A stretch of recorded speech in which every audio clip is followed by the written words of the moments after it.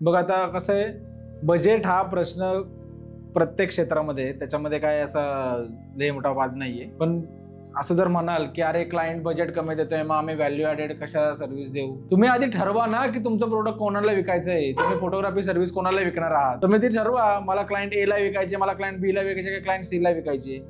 जर तुम्हाला चोखंदळ कस्टमरला तुमची सर्व्हिस विकायची असेल, तर तुम्हाला व्हॅल्यू ॲडेड सर्व्हिस देता येणार आहेत. किंवा काही कस्टमर असे असतात, ते खूप छान बजेट देतात, परंतु ते शूटला वेळ देत नाही किंवा ते शूटला हवा तसा सपोर्ट करत नाही.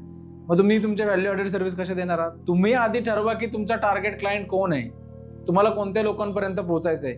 तुम्हाला लोकल क्लायंट हवेत, तुम्हाला इंटरनॅशनल क्लायंट हवे, तुम्हाला नॅशनल क्लायंट हवेत, की अन्य काही दुसऱ्या क्षेत्रामधून तुम्हाला क्लायंट हवेत? बघा, प्रत्येकाची जर्नी खूप वेगळी असते. प्रत्येक फोटोग्राफरचा प्रवास खूप वेगळा असतो. त्याच्यामुळे बजेटचा हा जो आहे, प्रत्येक लोकेशननुसार सुद्धा मला असं वाटतं, की बजेट खालीवर असतात.